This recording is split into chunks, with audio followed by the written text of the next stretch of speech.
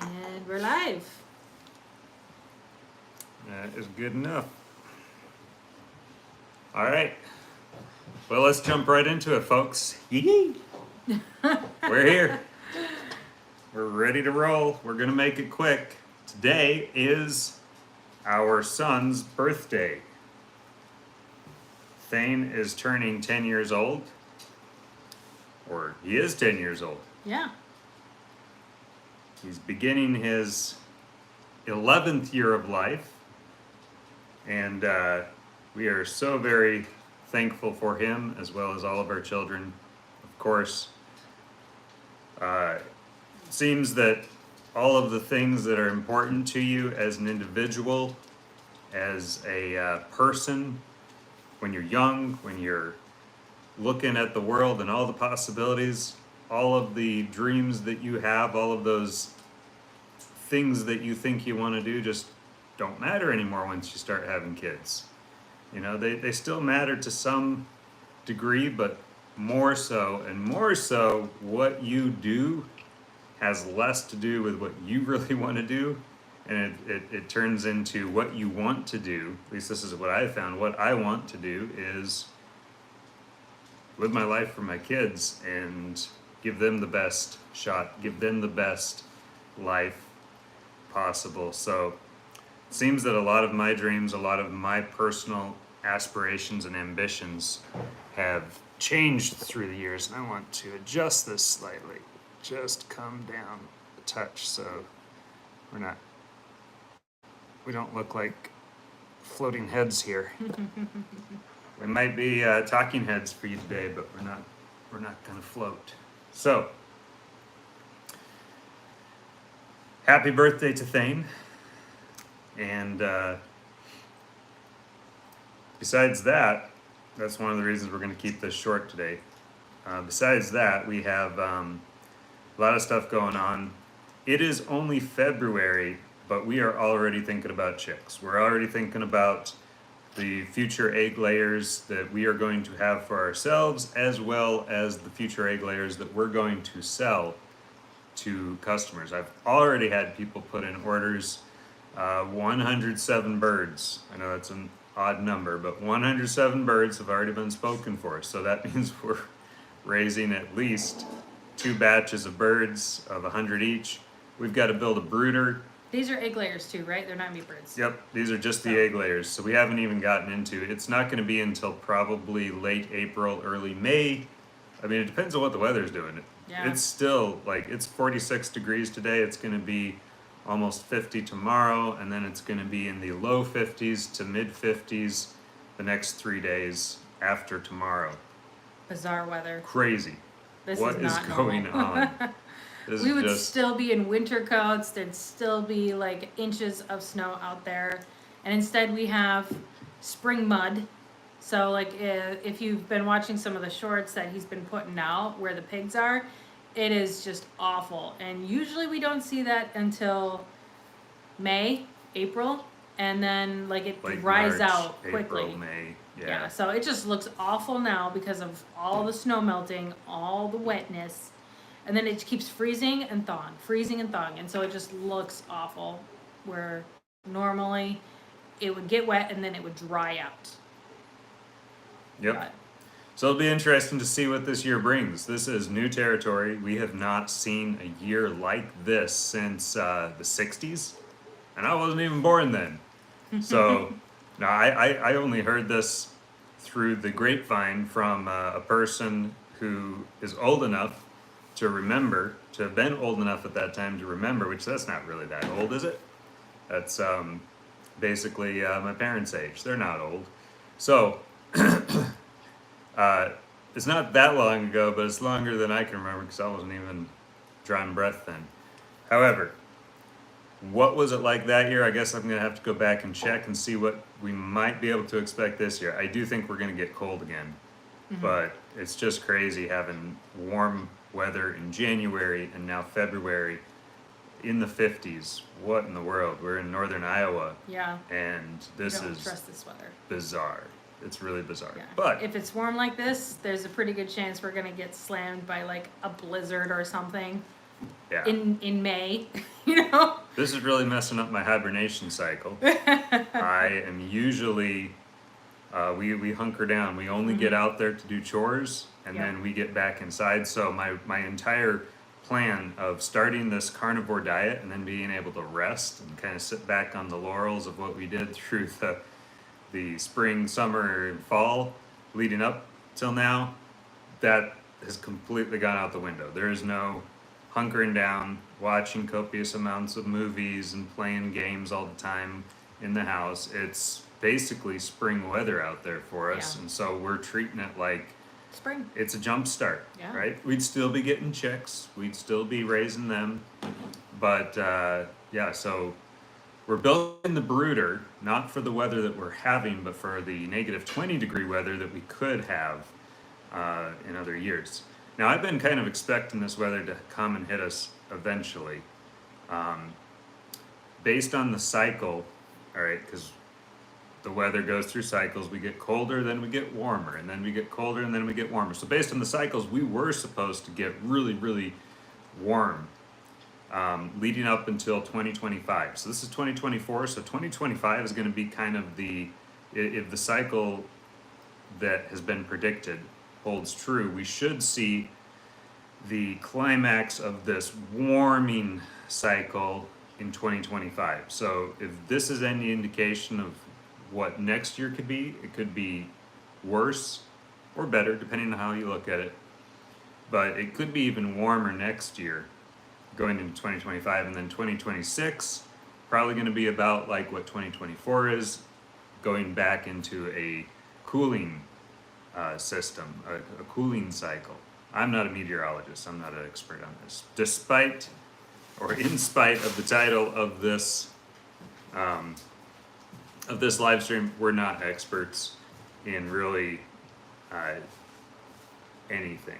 But this is what the weather has done to our goose, Bonnie, and it's sent our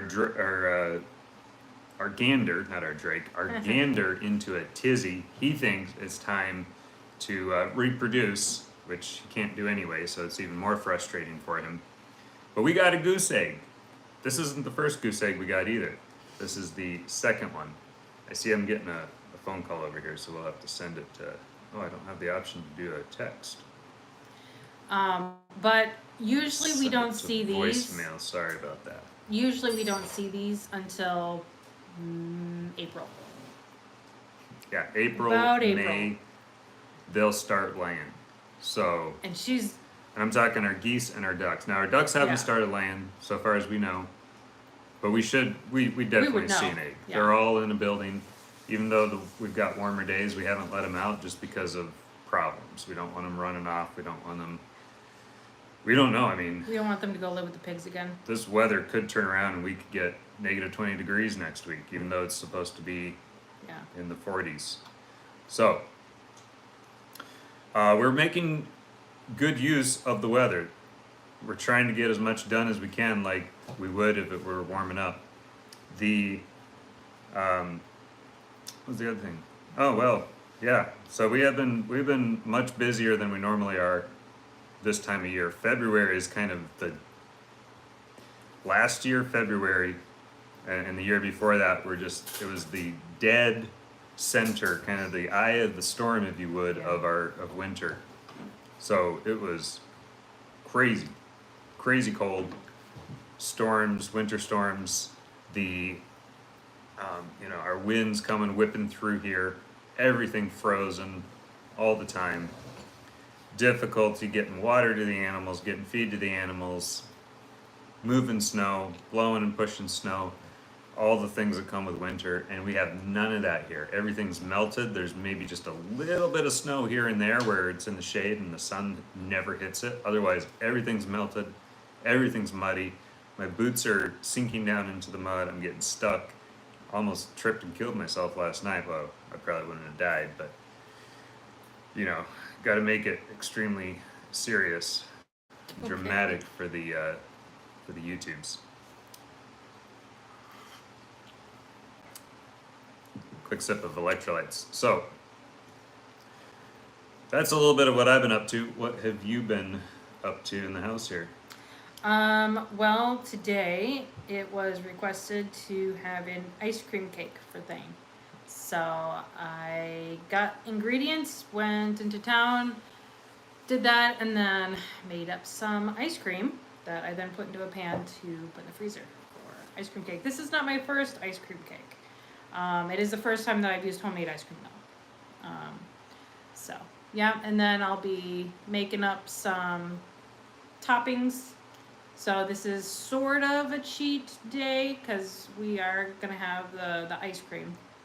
Yeah, so basically how it works is because we're carnivore, doesn't mean that we're not ever gonna have a treat during now. A reward or a treat or something special because it's a special day. So, around Christmas, around the holidays, we'll probably have an item of something, but it's not gonna be all day long, every single meal, carbs and sugar and whatever. It's not gonna, and we're gonna try to do the healthiest option. So according to Dr. Kiltz,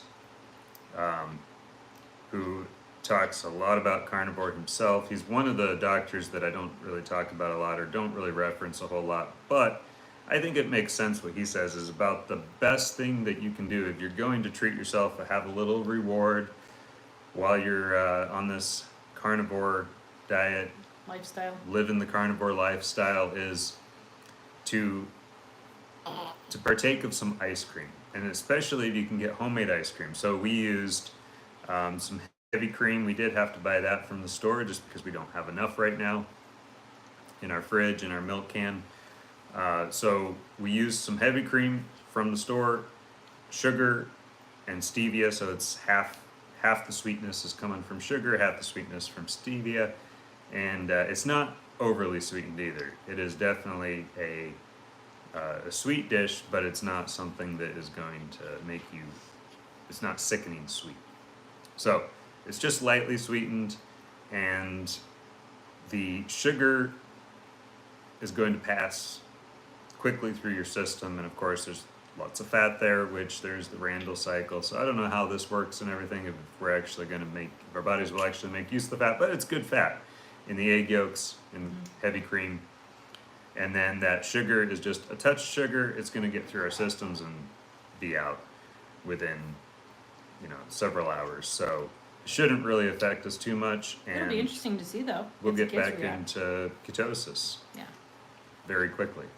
So a little treat here and there, we're not opposed to that. We'll do it for special times. Yep.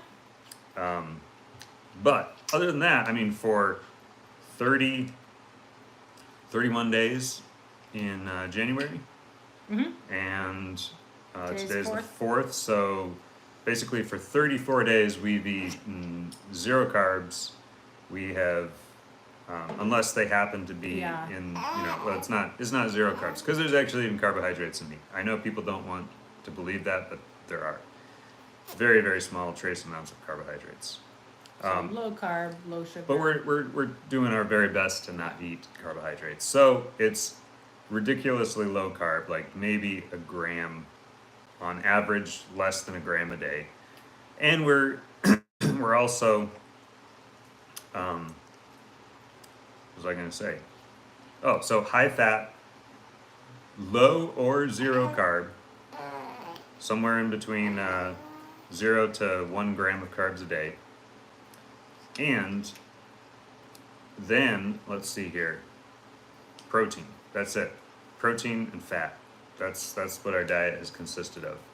And thank you very much for the support and to all of our followers, whether you're watching now or you're watching, anybody who subscribes to our channel, if you're watching now, you're watching later.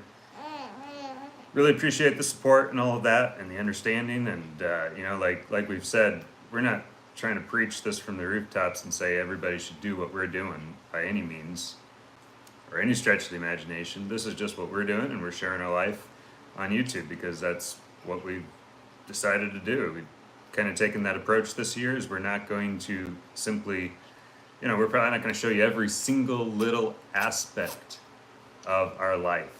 We are going to What we're going to do is we're going to share a lot more of our life than we have in the past few years on YouTube, though. It's just the direction that we're taking the channel, becoming a little more of a lifestyle vlog here on the homestead slash farm. So we're also calling it a farmstead now. But what else have you been up to? You've been making stuff with your needles or hooks or Yes, my my crochet hooks. Let's see here. I'm trying to remember. So I am a part of a thing that is called the Moogly Calendar Club. You can find it on Facebook if you're a crocheter. Just look up Moogly. And what that is, it's a program where they make an Afghan blanket every year. And so there's 2 squares that are made each month. So it's like every 2 weeks there's a new pattern of a square that comes out. And so then you work on it. And by December, you have all of your squares, and then you put it all together, and you've got yourself a blanket. And if you do it in time, it can even be a Christmas present. So that's what I've been doing. Moogly, it's Moogly. So it's Moogly. So but no, that's actually fun. It is hard though. I mean, I've been crocheting for a year.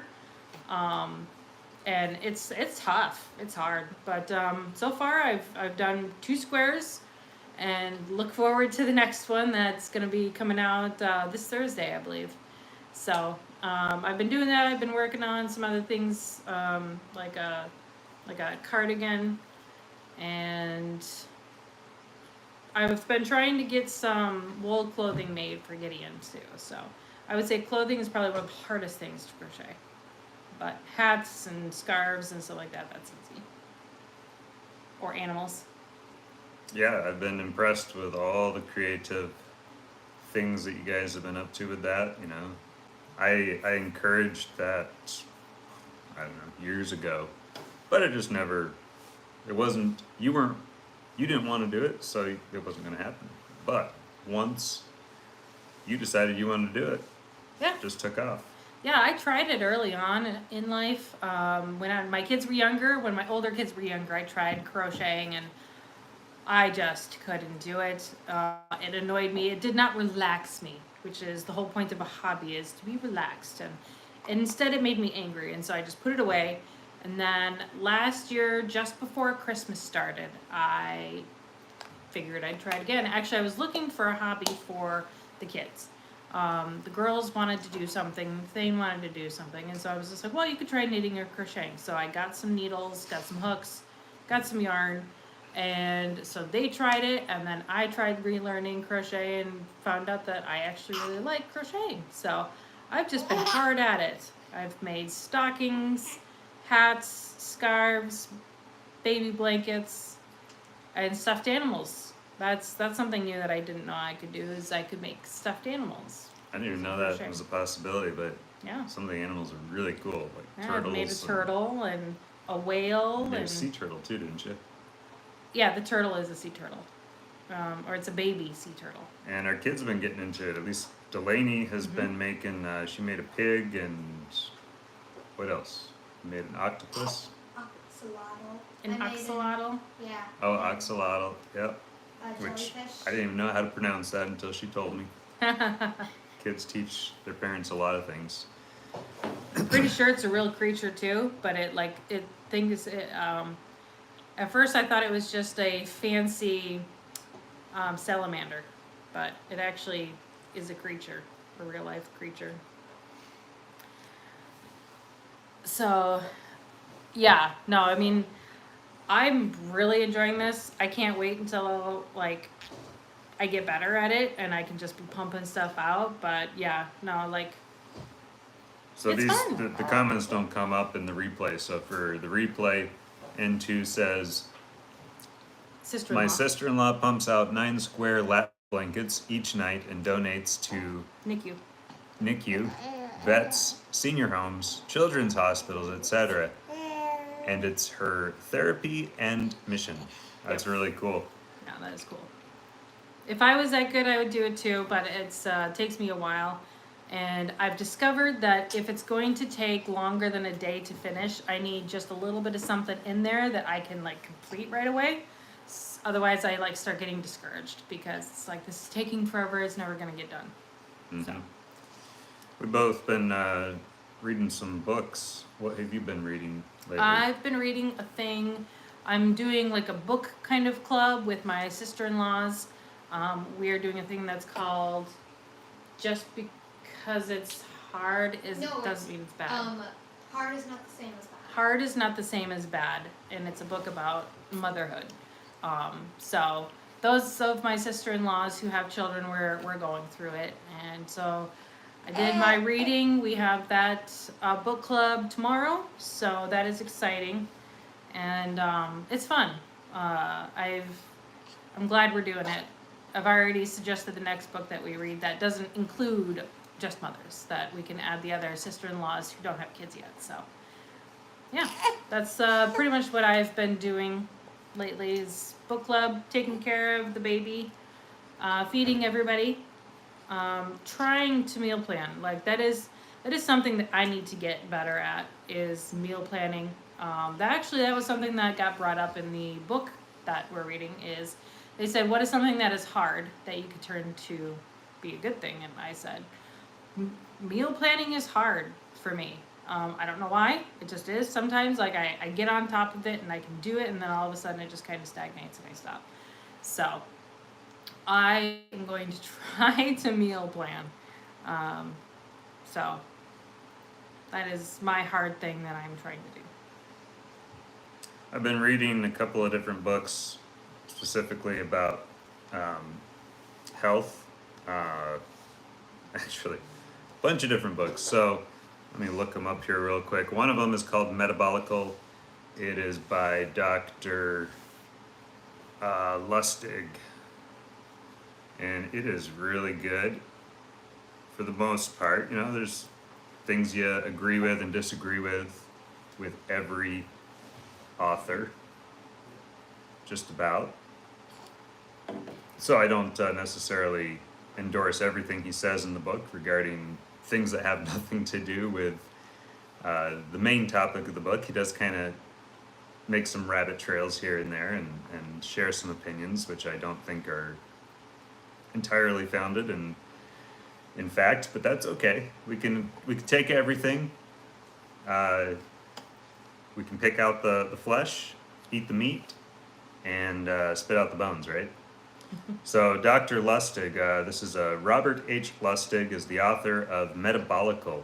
So kind of a take on Diabolical, but this is Metabolical, where he just kind of goes into our processed food and how we got to the point that we're at with processed food, what the problems are with the processed foods that we're eating, and why we are experiencing the health epidemic, how these are contributing to the health epidemic that we have here in the United States, how we're one of the most lenient countries when it comes to processed foods, the amounts of chemicals and frankly toxic chemicals that are allowed in our food, the loopholes in the law that have allowed these the foods to be saturated with all sorts of things that are not good for us. So this is a very helpful book, but we're not just cutting processed foods out of our diet, we're also cutting, let's see here, I saw you asked a question, veggies, fruit. I'm assuming that's a question about whether we have veggies or fruit. And I think somebody might be here. I'm gonna check the driveway to see if we've got an egg customer coming up. I figured the birthday boy should have some screen time. Hey, there's Thane. How old are you today? 10. 10. Do you feel older? Do you feel wiser? Not really. Do you feel richer What do you mean, richer? or just enriched? Like money rich. Well, you're probably going to get some money on your birthday, so you'll be a little richer. Yeah. So yeah, we've got the other book that I'm reading in regards to vegetables and fruit is a book called Toxic Superfoods by Sally K. Norton. This is a really fascinating book, especially she goes into talking about oxalates and how bad oxalates are for our bodies, and how many of our vegetables, well, all vegetables and fruit have some amount of oxalates in them, some more so than others. And it's fascinating to read that the foods that are deemed superfoods, the vegetables that are deemed superfoods, are packed with these oxalates, more so, like to a magnitude greater than the lesser vegetables and the lesser fruits are. So actually the vegetables and fruits that are deemed the most healthy are actually packed with something that is very harmful to our body, more so than the vegetables that are not really deemed as healthy. And N2 says, "Happy birthday, little man." Thank you. Thanks. So, I'm also reading Pure, White, and Deadly, and there's a related book to that called Sugar Blues. Pure, White, and Deadly is by John Yudkin, and I'm not going to remember the name of the author of the book, Sugar Blues. It's like a Dr. Mendelsohn. I think that's right. Dr. Mendelsohn. Hey, my brain's working better since going on this carnivore thing. And then I've also been reading another book, 2 books on iodine. So one is called Iodine, Why You Need It, Why You Can't Live Without It. It's got 2 subtitles because it's such an important book, I guess. No, it is a really good book. I'm also reading The Iodine Crisis, and both of these books, let's see, real quick here. Iodine, Why You Need It, Why You Can't Live Without It. That is by Dr. David Brownstein. Dr. David Brownstein. And then The Iodine Crisis is by Lynn Farrow, and the foreword is by Dr. Brownstein. And both of these books are going into detail on what iodine is, why our bodies need it, why we're deficient in it, both because of our diet, especially as Midwesterners, in the iodine or in the goiter belt, right? So goiter is a serious health crisis that's been around since around about the 70s. Goiter has been on the rise, but we've kind of fought back against it with iodized salt. However, they point out in these books that iodized salt isn't good enough and may actually be toxic. So the solution is you got to supplement iodine in your diet, or supplement with iodine in addition to your diet. So the Iodine Crisis, that's the book that I've been reading the most lately. It's fascinating stuff to learn about iodine, to learn about why it was taken out of our diet, to learn about why iodine deficiency is affecting us in far more ways than just thyroid issues. And so yeah, there's a ton of information in these books, and I'm just ingesting all this information and trying to absorb as much as I can. I'm probably going to go back through these books again later, but I usually try to read a book, read a lot of books, and then the books that I want to go back and do a refresher on, I'll pick them up a year later again. But I get the gist of the information one time through. And speaking of which, that's probably why it took us like 4 years to actually start carnivore, is just because we'd learn something and then we'd want to go back over it as a refresher a year later and really make sure that we understood what we were doing, what was going on. And even still, we made some trifling mistakes starting a carnivore journey, but everybody's doing great on it. We're 34 days in, and hello. I'm going to mispronounce this probably, but I'm going to say Zayn. Hello, Zayn. And welcome to our live stream. We're going to keep it short today. We're actually at the point where we wanted to cut it off, but we're not quite finished with our content, so we'll keep it going for a few more minutes till we're done here. But those are the books that I've been reading. Really good information in them, not just about our diet, but also giving us additional fuel in the tank, additional ammunition in our arsenal for the why, the why for what we're doing, why we've decided to go on this crazy, insane diet. And I recognize too that a lot of the stuff that we're saying and some of the content that we're putting out lately probably sounds really crazy. It would have sounded crazy to me 5-6 years ago. I would have been like, yeah, that's not healthy. Until we armed ourselves with the information and we learned how this whole thing actually works, how our bodies are actually designed to work, how our metabolisms are actually designed to work. We just didn't know any better. So lots of information out there available. I'm thankful for doctors Ken Berry, Anthony Chafee, Sean Baker for putting out information, making it easily accessible, and then pointing you in the direction should you want to go as deep as I did on some of these things, pointing you to peer-reviewed scientific research, pointing you to the stories, the testimonies, which are anecdotal but still valuable. And at some point, you get enough of these put together. It's going beyond just anecdotal now. There's enough, thousands of these testimonies, tens of thousands of people, maybe 100,000s of people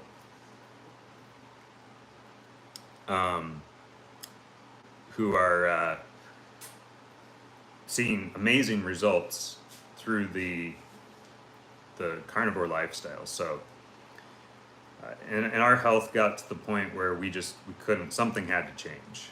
And somebody asked recently, were you doing the standard American diet before you went carnivore? And I would absolutely say, yeah, we were basically the healthiest version of the standard American diet that we could do, which that's generally trying to balance carbs and protein and not really getting enough fat, but we probably had more fat than the standard American diet really consumes.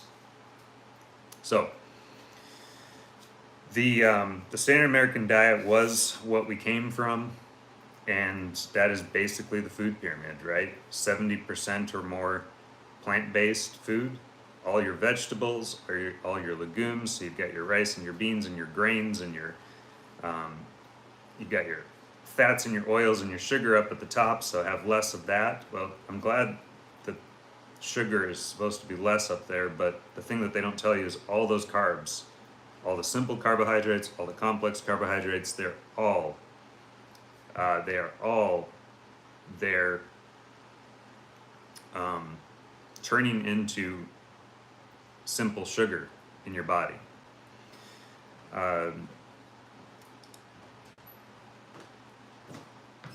Zayn, we're from the United States of America. We're from the state of Iowa. We reside in north central Iowa, and that's about as specific as I want to get for the internet. But we're not quite ready for visitors yet. I hear that happens to some YouTubers. But anyway, so where was I with things?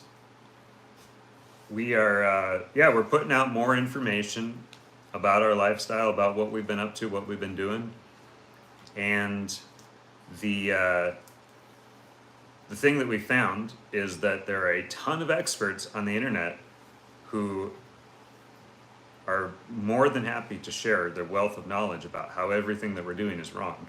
And so I don't take offense to it. And honestly, all of the negative comments are great publicity for us. They work with the algorithm to push our videos out, to help us get the information out there. I've recently started using TikTok to create shorts, which we then push over to YouTube. We push over to X or Twitter. We push over to Facebook and Instagram, and that's been something that we've never been great at, is doing shorts. And I don't really like the format, but it's a necessary format if you want to compete in today's world. The massive amount of entertainment or edutainment that's available, you've just got to do shorts in order to compete and be relevant on the internet. It's like you make the choice. Do you want to compete? Do you want to be relevant? Do you want to try to grow a channel? Do you want more people to see the information that you're sharing in your long form videos, in your live videos? That's another reason why we're doing the lives. I don't really like doing the lives. I'm enjoying it more and more as we do it. And so we're just trying to figure things out as we go here. Hopefully quality and content will improve on all around, not just with our lives, not just with our shorts, but with our mainstay, which are the long form videos, just the regular videos that we do on YouTube. We're not going anywhere else and leaving YouTube behind, but we've gotten some actually really good traction on TikTok. So now that's going to be like our kind of our backup to YouTube. But as we've been sharing all this information and talking about our lives, I've noticed that it is far more controversial than I thought to live the kind of life that we do, to behave the way we do, to raise our children the way that we do, to have the beliefs that we do. And that's fine. That's perfectly fine, because we're not out here sharing this information because we're hoping that everybody's going to give us a pat on the back and say, "Yeah, boy, you're doing the right thing." We're out here because one of the reasons that we want to share this information is because I'm personally very concerned about the world that we're going to be creating and leaving for our children. And there's so many different voices out there, and our voice is nothing compared to some of the voices out there. Or is it, right? Maybe some of these voices that they're pushing at us aren't as powerful and aren't as far-reaching as we'd like to imagine. It seems like some of these voices are being propped up by financially inflated interests that want to get a very that want to get a message out there that's very damaging to our society, that's very damaging to our world. But there's so many voices that have begun to push back, and so that's kind of what we are trying to do with our channel, not an in your face kind of shove it down your throat sort of way. I don't necessarily think everybody needs to be the same as we are in all aspects, but I don't want people to not know about it because we never shared it. I don't want people to not know that there is a different way to raise children than the conventional modern way that most kids are raised today. I don't want people to know that, or I don't want people to not know that there are not strong nuclear families. I don't want people to not know that life can be better than the life you're living. I don't want people to not know that the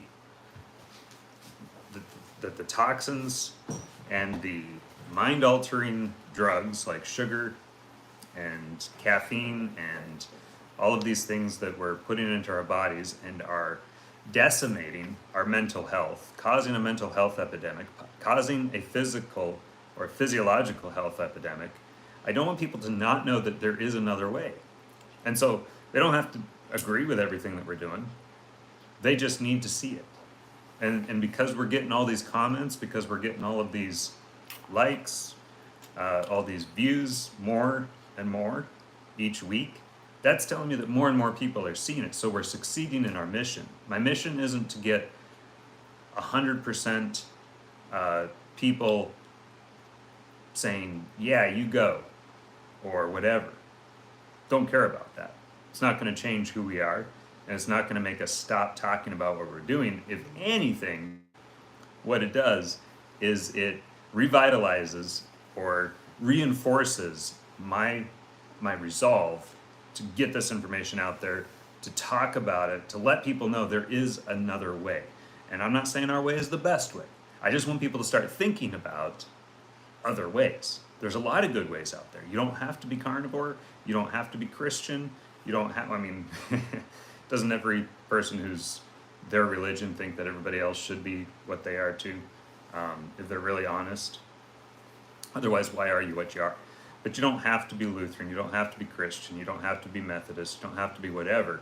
I just want you to start thinking about it, right? You can be vegan for all I care.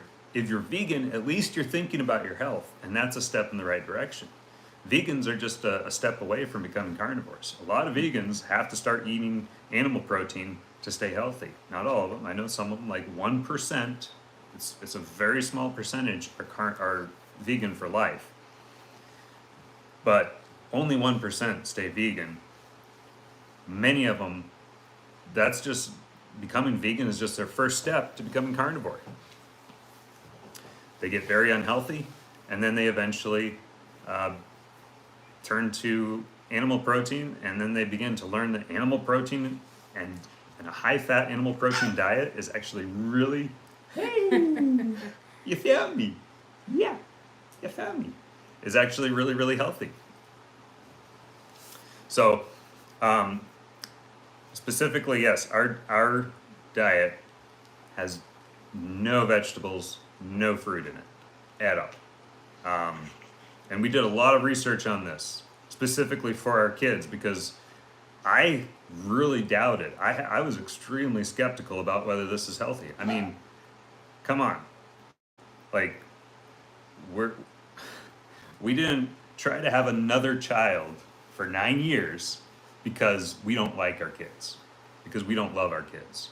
We didn't try to have another child for 9 years because we want to inadvertently expose them to some risk. And so, you're dang right.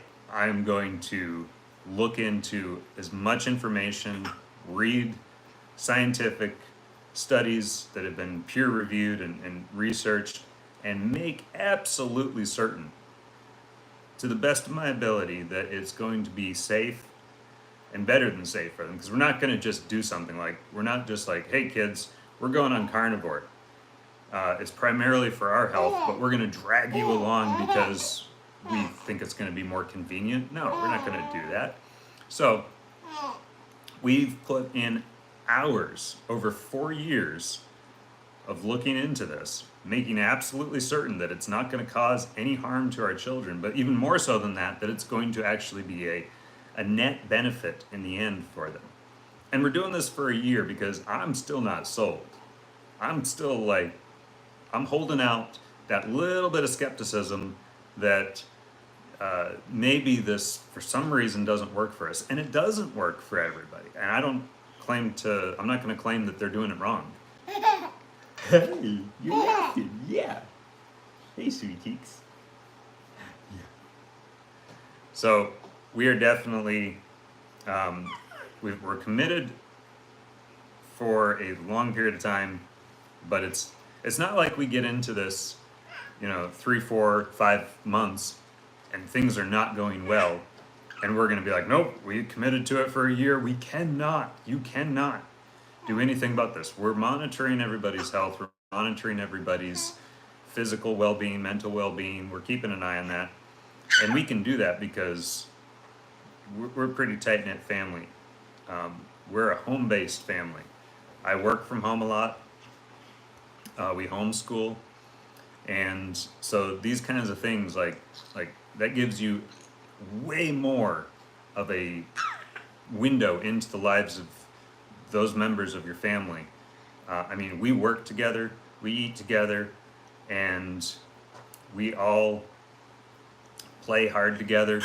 And so, there's nothing that we don't know about. And we have open lines of communication. I feel like communication in our family is probably, of course, things can always get better, and we're working to always get better on everything. But I do think that if our kids have something that they need to talk to us about, and and even if they think that I don't know about mom and dad, I don't know what they're going to think about this. I think they're still going to come and talk to us because they tell us things that, sometimes initially I don't really like to hear.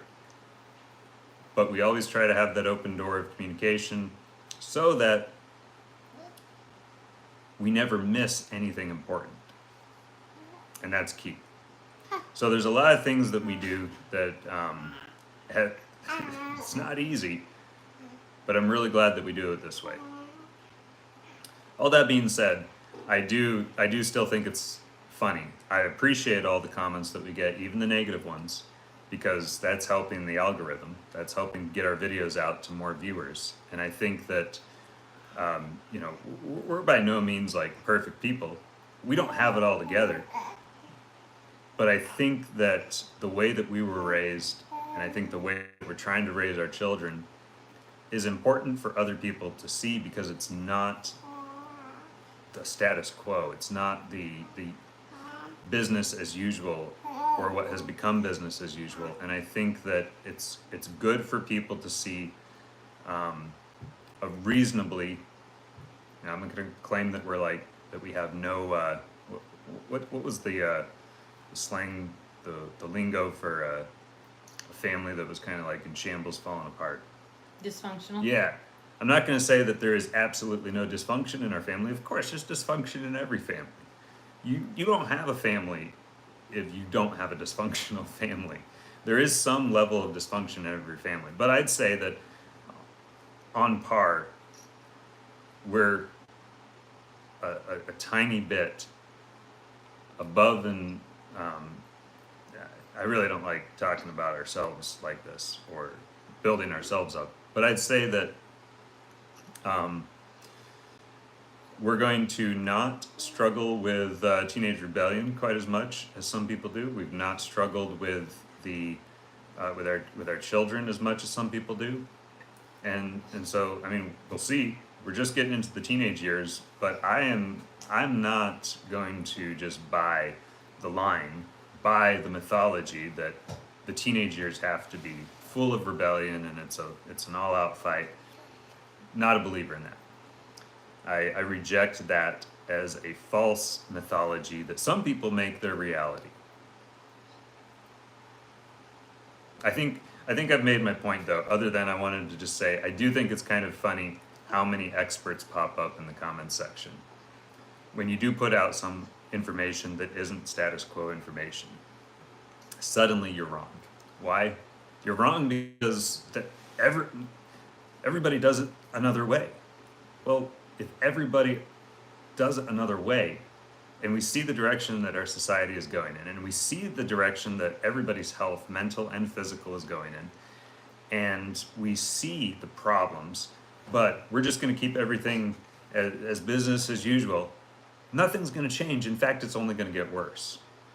So we're just out there as another voice, and I know it's kind of like it's going to be, for some people, they just need a little pebble in their shoe. They just need a little seed of doubt planted that the way that they believe things are supposed to be maybe aren't. And that's our whole mission. That's our whole goal. That's why we're doing. That's one aspect of why we're doing this. Of course, we're doing it because we like it. Of course, we're doing it because it's fun. It's fun to put out content. It's self gratification. We are not perfect people. We definitely have a selfish reason for doing this. We started this years ago because we wanted. Hey, Julia. Hello. We wanted to just show people what we were doing in our lives. We thought it was kind of unique. Of course, there's a whole bunch of other homesteading and farm channels out there, so we're not like saying nobody does it like we do, but we just thought it was kind of unique and we wanted to share that. But also, it's always been my desire to, in so many words, kind of show people another way. And I'm not going to say show people the only way. I'm not going to say show people the best way, but a way, a better way than maybe what they've ever seen before. And so if we help even just one person, then it's worth it. If we are just the first person to kind of plant that seed of information that then later they run into again, like 10 years from now, they hit a wall and they hear it again and they're like, I remember hearing something about this from some no-name little YouTube channel 10 years ago. Maybe I should actually take this a little more seriously and look into it. And they get all the rest of their information from somebody else. That's great. If we can just be one tiny little stepping stone along the path to somebody's journey and they can use us to get ahead, that's wonderful. We have done that too. We have relied on, if we are doing anything good, it's because we're standing on the shoulders of giants who came before us. And so I think it's important to get your voice out there if you're able to. And if you also find it interesting and fun, then absolutely. And don't ever think that it's inconsequential. If one person sees it and it changes their life, or even to a very small extent makes it slightly better, then mission accomplished. That's just a bonus. You were doing it for fun from the beginning. You were doing it for fun. Excuse me. You were doing it for fun to start, and you still find it fun, so that's why you continue to do it. Then great. You should enjoy what you're doing. It doesn't mean everything, but when you're doing stuff like this that isn't bringing in any income, now we would like to be monetized someday. It wouldn't be a bad thing if we could make a buck or two here or there, having our channel monetized, or our multiple different social media accounts somehow bringing in money. But that's a long-term goal. Probably not going to happen tomorrow, but you never know. It would be nice someday, but if we never make a dime from this, and it's a labor of love regardless of what we get financially or monetarily from this. But yeah, I do find the comments interesting, and when we first started getting those comments on our videos, the negative ones, I was immediately like, oh no, this is misinformation and we gotta like counter this, we gotta push back against this, we've gotta show somebody on the internet how they're wrong, which is a horrible venture or crusade, because you're never going to convince everybody on the internet how wrong they are, right? There's always somebody wrong on the internet. It reminds me of that meme with the little guy, he's typing, it's like late at night, and his wife or somebody's like, are you coming to bed? And he's like, no, I just found out somebody's wrong on the internet. So he's got to sit there for the next 3 hours and correct them. That was my initial knee-jerk reaction. But that's not going to do any good. In fact, those negative comments are actually really good for the algorithm on YouTube. Every single comment is just another kind of tick, another number for us. So good or bad, we're going to leave 99% of the comments with simply a thank you, or whatever. I do find some of them very clever. There were people that were, I'll call it, kind of roasting us and claiming this is going to happen, or this is how the whole thing is going to turn out. And it was funny. There were some really funny ones, so I can laugh at that. We can laugh at ourselves. We don't have to take ourselves too seriously. It's a pretty sad life. You're going to turn into a pretty angry person if you can't laugh at yourself once in a while, and you got to always take yourself really, really seriously, right? So, however, I can't help but think that some people just don't know the whole story either. We've had comments about how we're destroying our land with having too many animals. We've had comments about how we're farming wrong. We've had comments about how messy our farmstead looks. And that's just reality. Like, if you really homestead, if you really farm, it doesn't look like a perfect, pristine Pinterest photograph.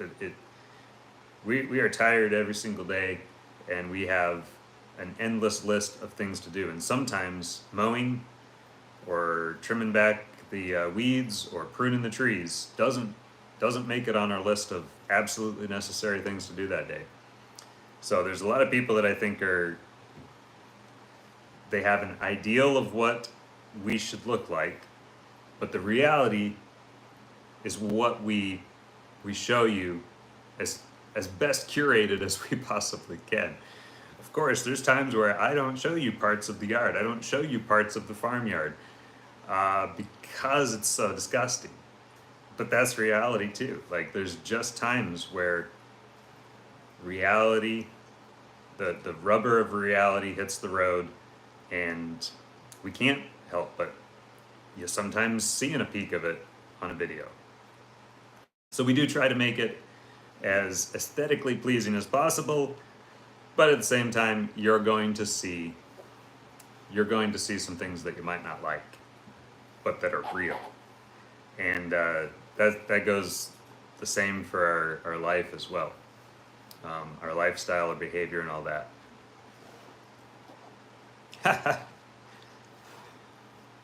The Wolfpack says, my little homestead is a mudstead at the moment. LOL. For the replays, I gotta read some of these comments, otherwise you won't know what I'm talking about. Yeah, ours is a mudstead right now too. So, in the next video, you're probably gonna see that unless it's a in-house video. It is a horrible. Now things have started. It's been warm enough, long enough that almost everything's melted. The water's soaking in or evaporating and drying. So things have just begun to dry out. But it's still, I mean, I just made a huge trench in the edge of the pasture today as I drove beside it in the tractor, and there's a big rut now, which it can't be helped. The tractor had to go there. I couldn't have avoided it. And now there's a big nasty rut that I'm gonna have to go and rake over at some point here. So we don't have a nasty bump every time we drive over it through the summer. And Julia says, we have flooding right now. Oof. That's something we are not dealing with in our area of the plains. We are fortunate to not have to deal with flooding. Only the flood of the massive piles of melting snow. So, but most of that, like I said, it is starting to dry out there. It's not as bad, but there's still some massive mud puddles. I can't get certain places with the tractor this time of year, which is usually not till April. But this time of year came early. We are probably gonna get colder and get more snow. I guess, I don't know, I thought we'd have more snow by now. I didn't expect over 2 weeks I didn't expect almost 2 weeks of a cold snap, immediately followed by 2 weeks of thawing and just, yeah. What a mess. But it is a part of the homesteading life. You deal with it, you deal with all the animal manure, you deal with all of the mess, you deal with mold, you deal with cobwebs in the barn, you deal with trash. After a windstorm, you walk outside and it looks like somebody's trash blew all over your property. And it's just, oh my goodness. But you get to work, roll up your sleeves, clean it up, and do what you can, while you still gotta do all the regular things.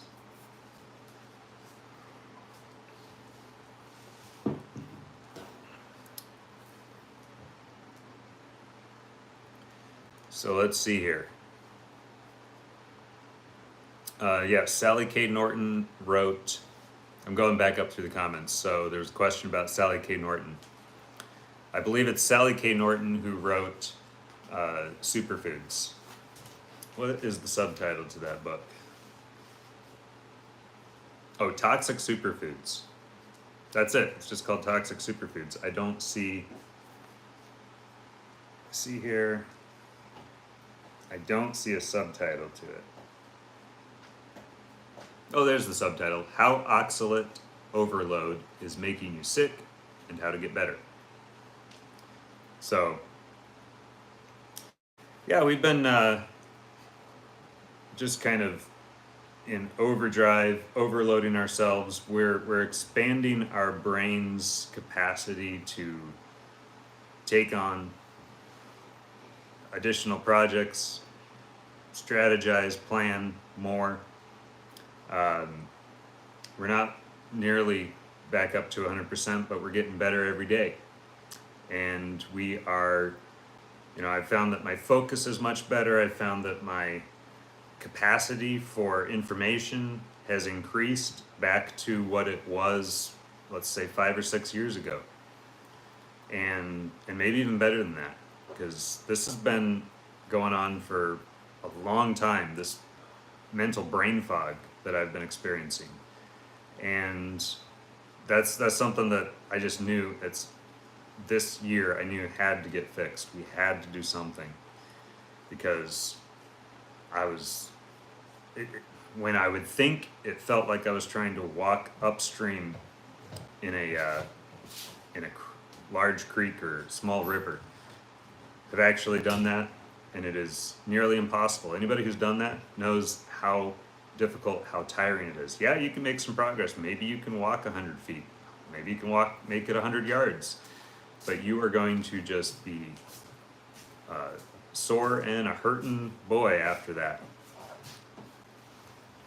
So mentally, I've just been drained. I've been so, what's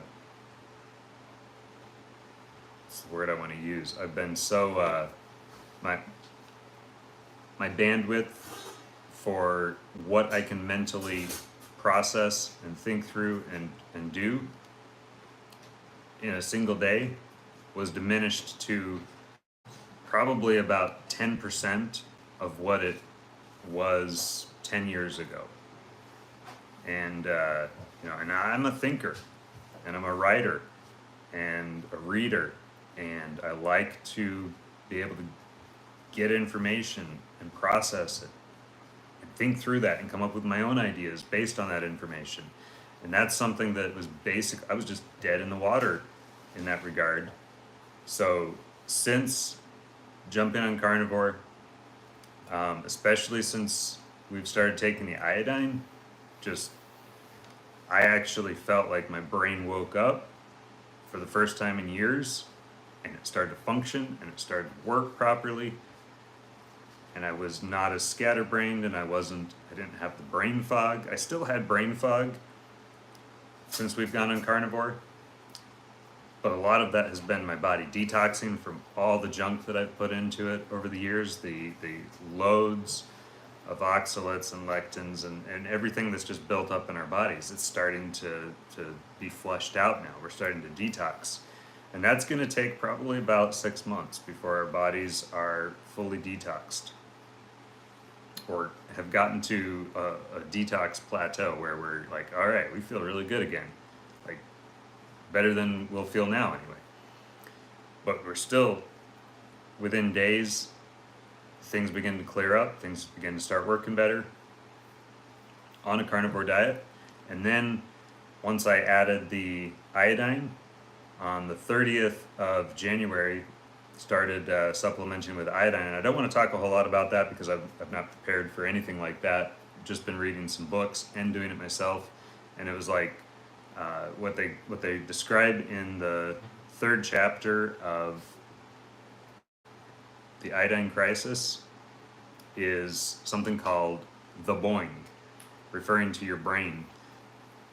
It's like your brain suddenly comes awake. I actually felt that within an hour or two of taking my first high dose of iodine. So that was really interesting.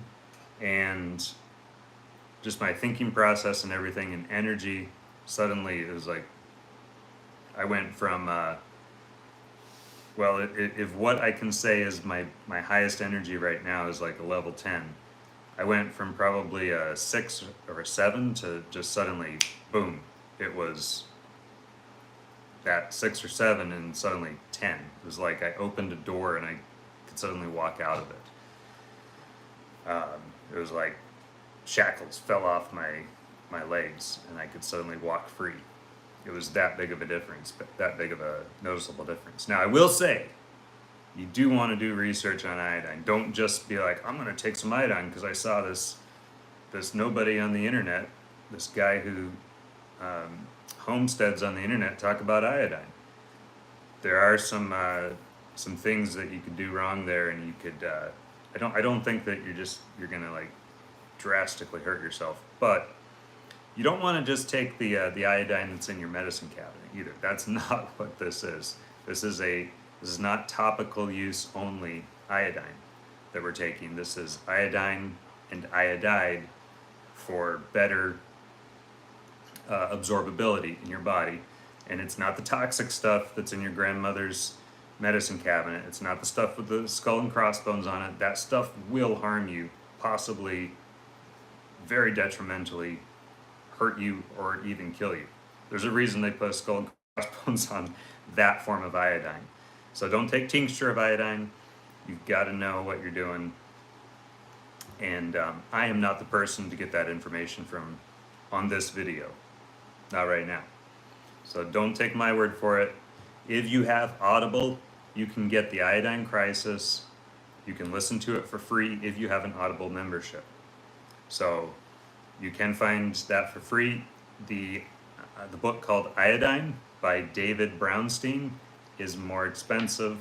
It's like $27.99, but it's well worth the information that's in there. So there are a couple of really good books out there.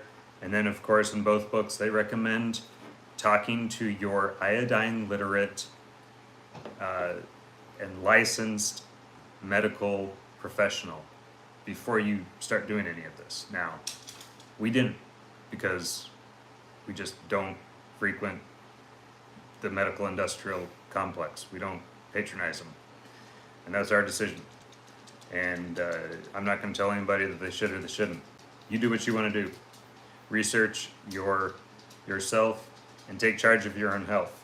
And if you want to do that alongside a medical professional, more power to you. Go, do it.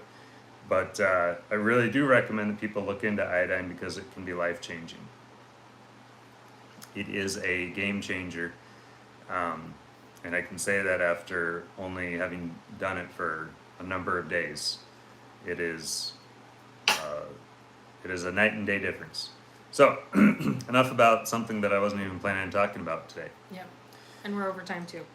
Yep, definitely over time. Got It's more to supposed do. to be short. Got more to do on the farm, but you know, it's just like you get me talking and I can't shut up. So, but we do thank you all for your support, and those who don't support us, we thank you for commenting. Please keep telling us how wrong we are because you are helping us get the message out there. You're helping us get the information out there, and so we really appreciate your comments as well. And I will try to not take offense or take any of it personally. But if I do get a little spicy back to you in the comments, just know you did ask for it. So I'm not afraid to push back a little bit. I don't lie down easy. But y'all take care. Do we have anything to add before we end here? Nope. Okay. We're good.